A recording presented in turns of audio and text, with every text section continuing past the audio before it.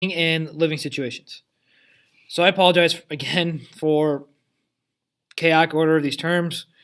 I went back to like EdiView and it's completely normal, so I have no idea what's going on. So I apologize, but can't fix it right now.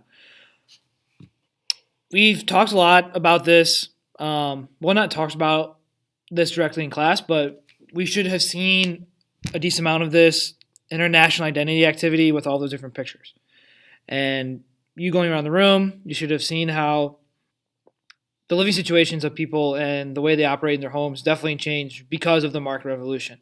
And here are some topics that Brinkley does not really hit upon. Starting with the beginning of urbanization. Urbanization is the pattern of people moving from rural communities to the city. And I want to put a quick pause on this because we see that it's probably not as drastic as you think.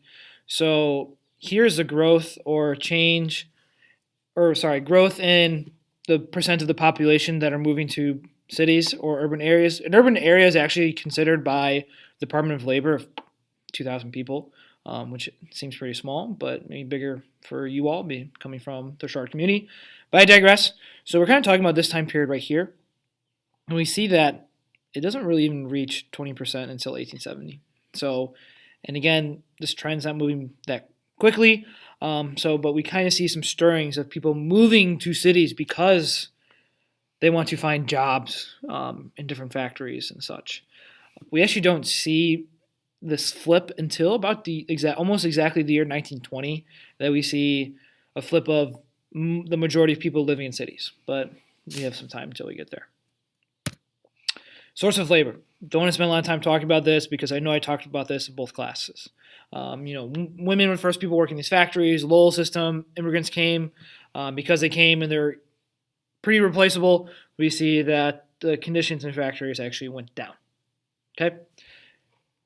Something that Brinkley does not talk about. Creation of time zones, and the fourth one, life dominated by the clock. And this is actually very important, and I'm kind of surprised why Brinkley does not talk about these two things. Number one, time zones.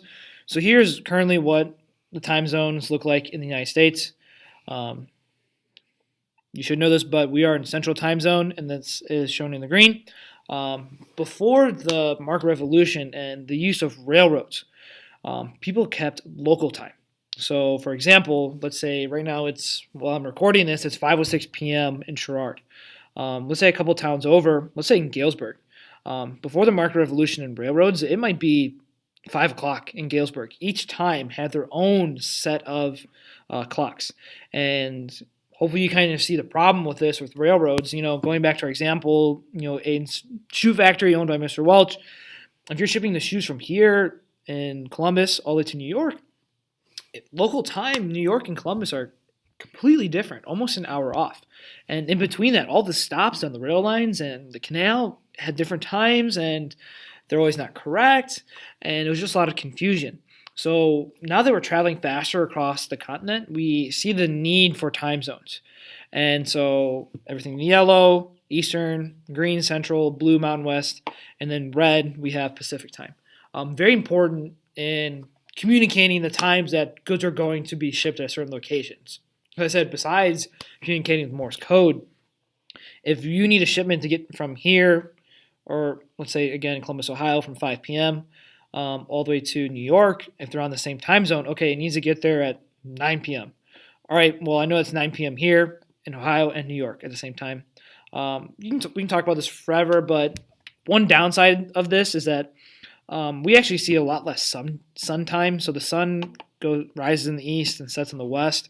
So that means with our location in the time zone, especially if you live in Chicago, you actually see a lot less sun later in the day. The sun rises earlier because it shouldn't exactly be 5 o'clock here. So you see more sun in the evening in the western edges of these time zones. Besides that, huge change in social life is life dominated by the clock. And what do I mean by the clock? Think about, it's so ingrained in our society today, it's kind of hard to comprehend how life was different before being dominated by the clock. And I keep saying this phrase, and what do I mean? And I mean, think about what time you get to school. Okay, you have to be in class by 7:40. Okay, Mr. Downs, this is normal. Well, back then, if you worked in rural communities and you lived on the farm, your life was not dominated by the clock. Your life was dominated by the sun. Okay, sun comes up, time to work, sun goes down, go to bed. Okay, besides that, you had seasons. Okay, and a lot of you that are involved in farming, you know this, how work is different in different types of seasons. Before the Industrial Revolution, people's time and their lives were, again, dictated by the sun and the climate. Now with the clock, working in a factory, Aiden gets out of bed, alarm clock.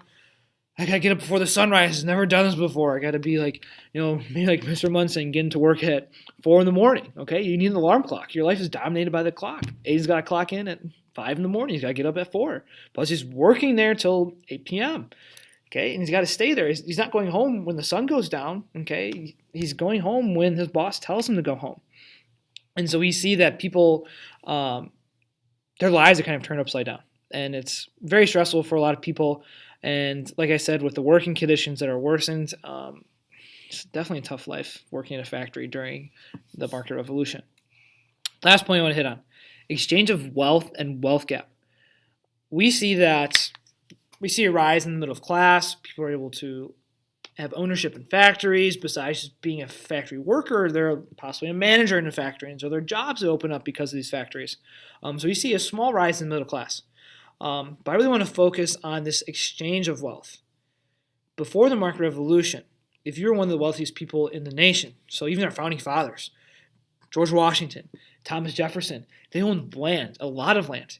Now with the market revolution, the new source of wealth. Wealth is an avenue of creating income. Before, wealth was land. You would take that land, you would make crops. You sell those crops to gain money, income. Now with the market revolution, these same people who owned land, who had necessary capital and could take on risk of taking out loans to build a factory, now wealth comes in the form of owning these actual buildings and these resources and these rail lines. So it's not just owning the land itself, you're owning the facilities for production. So you use these factories and railroads to create shoes, textiles, and those things in return create income. Okay, so the big point I'm trying to make is that these same people before the market revolution that owned land were typically the people who also were the ones who owned all of the factories. Even though we saw a rise in the middle class, also with the market revolution, we see a wealth gap. Okay, we see a distinction between people who own the factories and we see a distinction between the people who work in the factories. And the gap between them grows wider. Okay, now we see these people who are working the factories get a little poorer. Again, because they're easily replaceable, that their pay goes down. On the other hand, these people owning factories are creating more and more wealth. As Mr. Welch has success through 2 of his factories, maybe he takes out more loans to make 4 factories, and then 5, and 10, and 15, and he's creating so much wealth. And so as you can see, he's getting concentrated to one person. And you might be saying to yourself, well, Mr. O'Donnell, isn't he a corporation? Aren't people buying his stock? And that's definitely true. So we see a rise in the middle class. So Thomas, who invested in Mr. Welch's factory in the first place, now he's doing pretty well for himself. But Mr. Welch is still the majority owner of his textile business.